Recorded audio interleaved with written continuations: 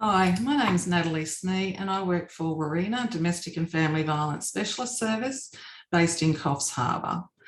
Before I begin, I would like to acknowledge that I'm actually on the beautiful Gumbaynggirr country, and I'd like to extend that acknowledgement to all of the traditional lands to which you may be viewing this presentation on today. I'd like to acknowledge the elders, past, present and emerging. I'm here today to speak about the Domestic Violence Safety Assessment Tool, and I thank Blue Sky Communities for the opportunity to present at the Domestic Violence is Everyone's Business Forum. So firstly, I would like to sort of talk to the fact that I often hear from non-domestic violence specialist services that there's a hesitation to complete the DVSAT with clients.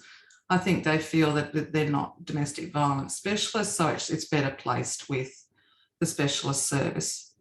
However, I think it's really important to note that you're working with the client, you have the relationship with the client, and I think you've already provided a safe space and a space that perhaps they trust you and they've worked with you, and there's now an engagement where you'll be able to complete the domestic violence safety assessment tool where they're feeling a bit more comfortable talking with you instead of someone who they haven't worked with before. So the Domestic Violence Safety Assessment tool has been developed to help service providers consistently and accurately identify the threat of domestic violence to victims. Consistent identification of threat through a use of a common tool by service providers promotes a shared understanding of domestic violence, its indicators, dynamics and consequences.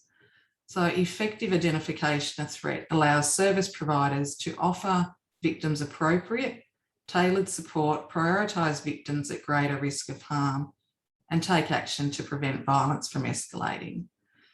So the DVSAT is only for use in cases of domestic violence threat. Domestic violence threat is a threat to life, health or safety of a person that occurs because of the commission of a possible commission of a domestic violence offence. The DVSAT is not an investigative tool.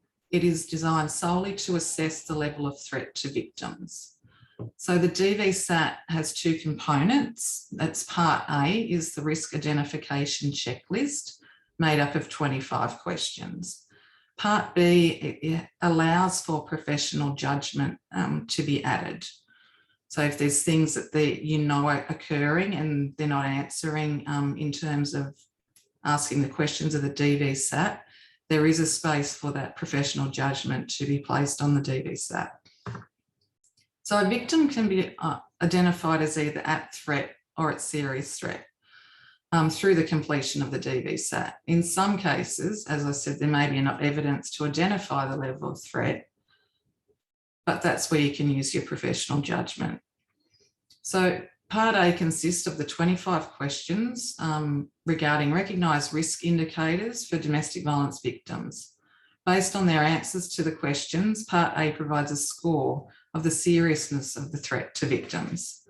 The threshold for an assessment of at serious threat is 12 or more yes answers.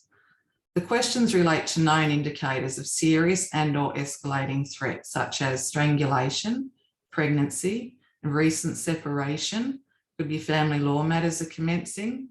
These indicators have been selected following a thorough review of available Australian and international evidence, including research regarding common factors in domestic violence homicides. So the questions are grouped into broad categories. It's violence towards the victim, relationship between the perpetrator and the victim, background of the perpetrator, children and sexual assault. So I'd just like to actually talk you through, it's a bit of a tool that we've came up with, developed here at Warrina, and it's about assisting to administer the DVSAT in a way that's from a real narrative or conversational perspective. So when working with clients who've experienced past or present trauma, facilitating their own sense of control and autonomy during interactions is important. and mitigate against risk for further disempowerment or a feeling of loss of control. So one way of doing that is to ensure that the context, you set the context for the questions, seek permission, let them know you may be asking about, or you will be asking about, sensitive topics, and clarify to ensure you understand. Absolutely seek consent first and inform them of what it is. It is a risk assessment tool and the possibilities of what may happen if they answer yes to more than 12 questions, which is being assessed at serious threat and a referral through to the local safety action meeting coordinator.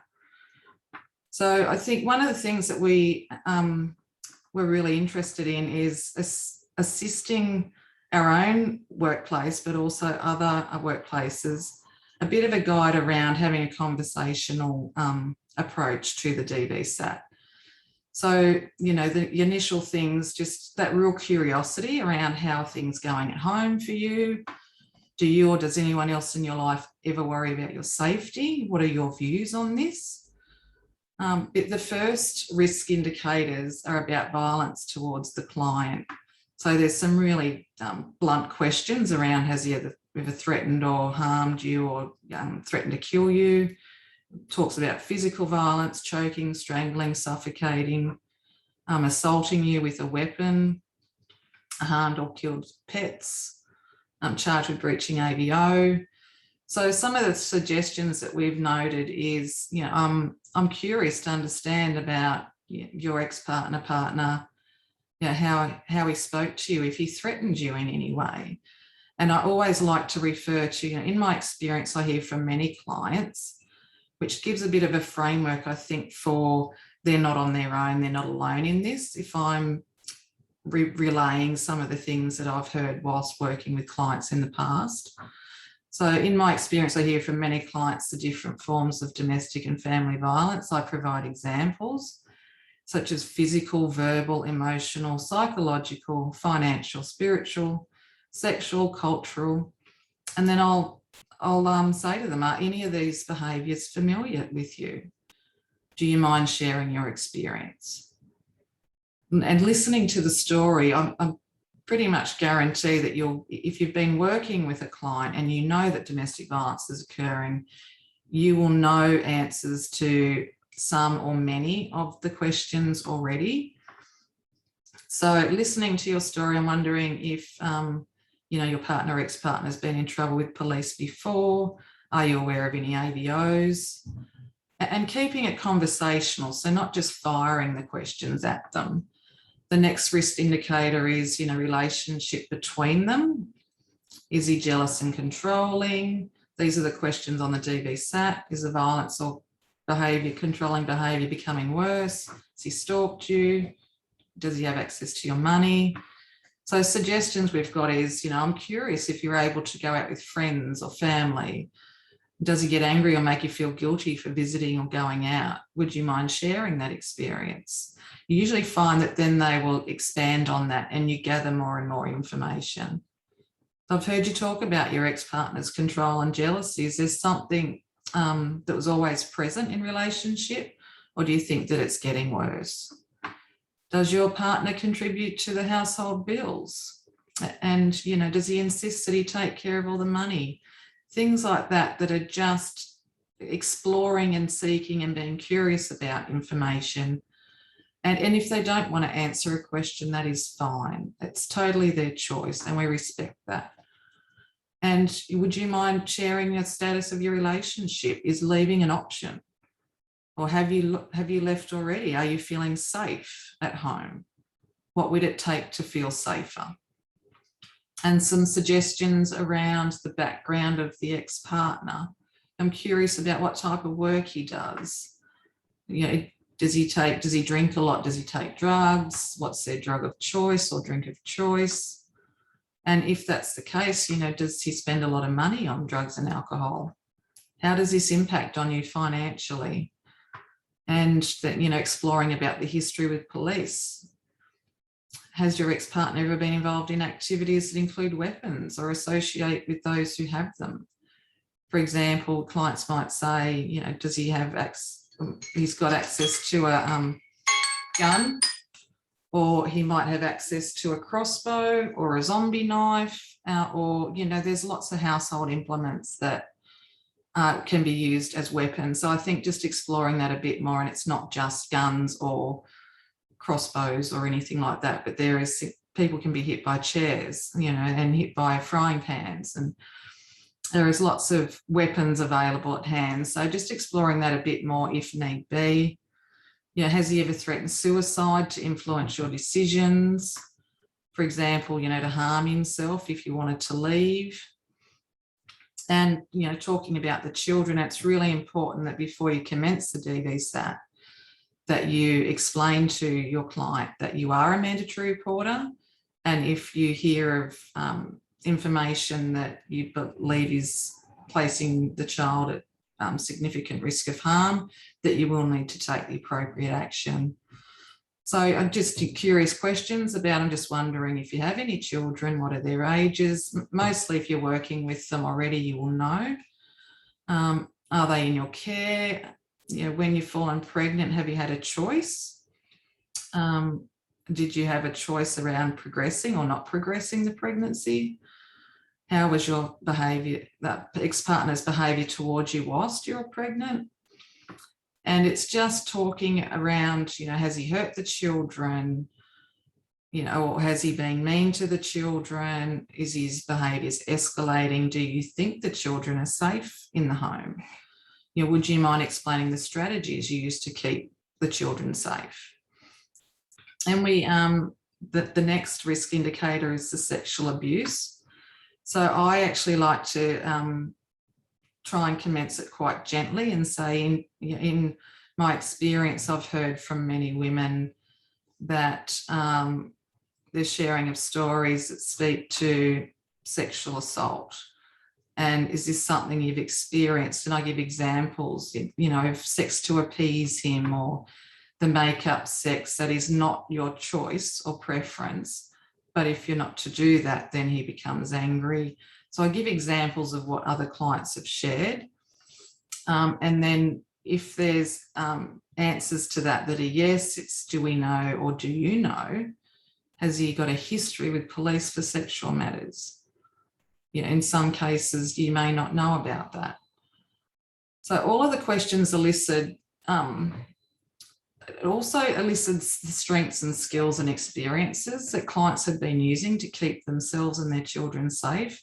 I think it's really important to note that when you end the questionnaire, ask, what is your view of your safety and of your children's safety? What do you think we can do to support you in being safe? And before you're ending the meeting or the assessment with your client, really acknowledging, making visible the strengths that it's taken to get through this, to get through domestic violence. You know, and how have you managed to get through this situation? What things have you done before to keep you and the children safe? You know, tell me about your ex-partner's behaviours. Do you see a pattern? And if so, what is the pattern you're observing? What have been the strategies you've used to keep yourself safe and your children safe? And then acknowledging, you know, I'm hearing the hopes for safety and secure life. What is it again that's getting in the way? And how can we help you remove these barriers or lessen these barriers? I think that is a really key part. And now if a client does score 12 or more, or your professional judgment says that they're at serious threat, that if you can complete the DVSAT and a referral through the Safer Pathway referral form and send those to your local safety action meeting coordinator, they will then email that through, they'll be in contact with you, and the client will be then mentioned at the local safety action meeting. And my counterpart, Kath, will be speaking about that after this presentation. I'd like to thank you all for listening and hope you all have a really, really good day.